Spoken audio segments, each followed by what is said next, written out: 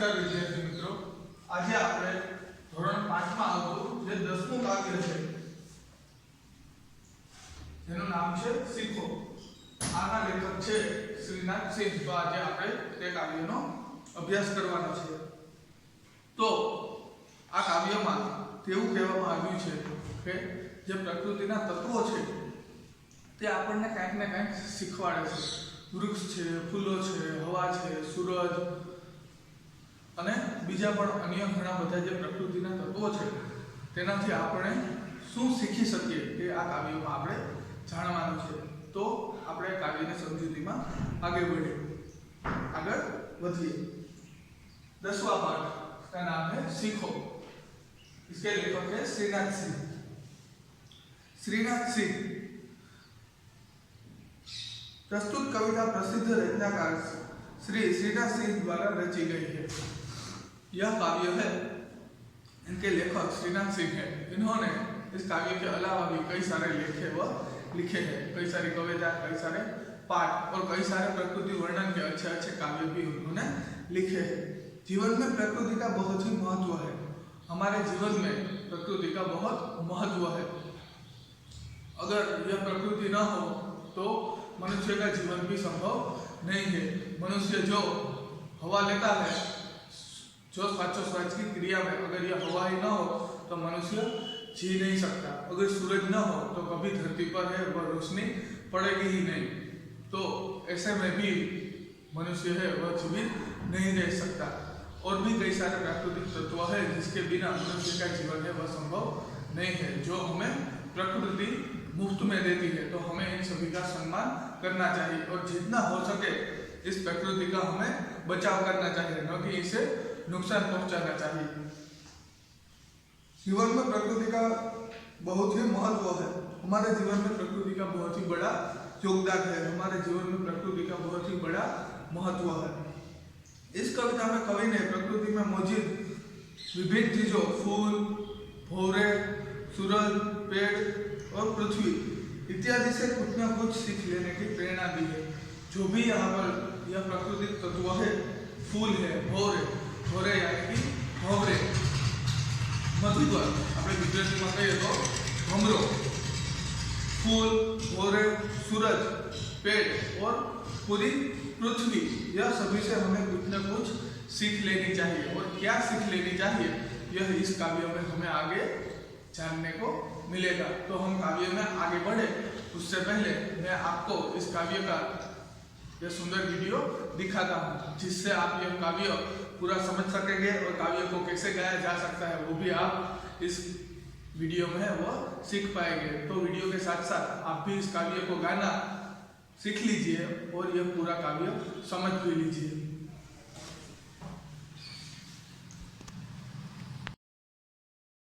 इकाई 10 सीखो. कविता.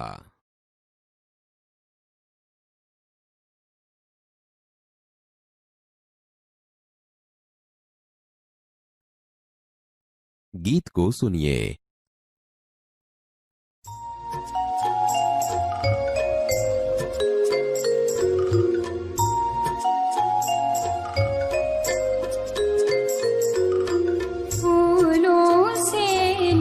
हंसना सीखो, भौरों से नित गाना.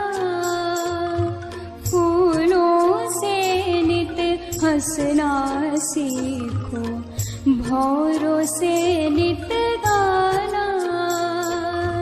तरु की झुकी डालियों से नित सीखो शीश झुकाना.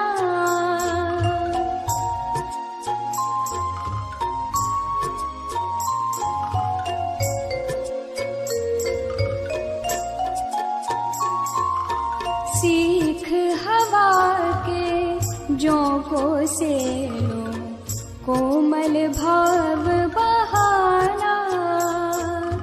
दूध तथा पानी से सीखो, मिलना और मिलाना.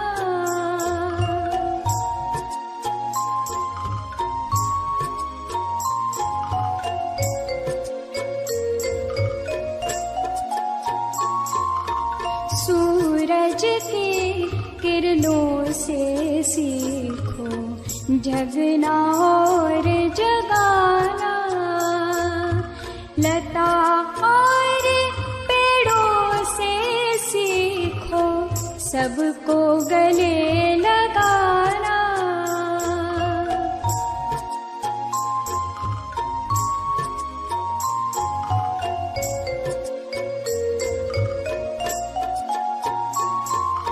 मछली से सीखो स्वदेश के लिए तड़प कर मरना। पतझड़ के पेड़ों से सीखो दुख में धीरज धरना।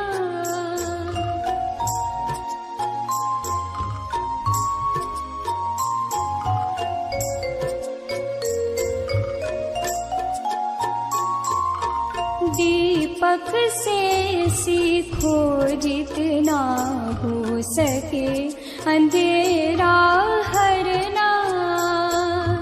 पृथ्वी से सीखो प्राणी की सच्ची सेवा करना।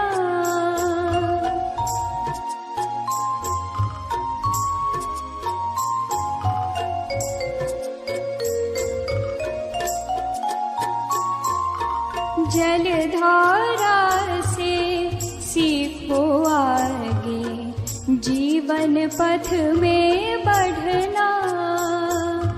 और धुएं से सीखो हरदम ऊंचे ही पर चढ़ना। फूलों से नित हंसना सीखो भौरों से नित गाना। फूलों से नित हंसना सीखो भौरों से नित गाना।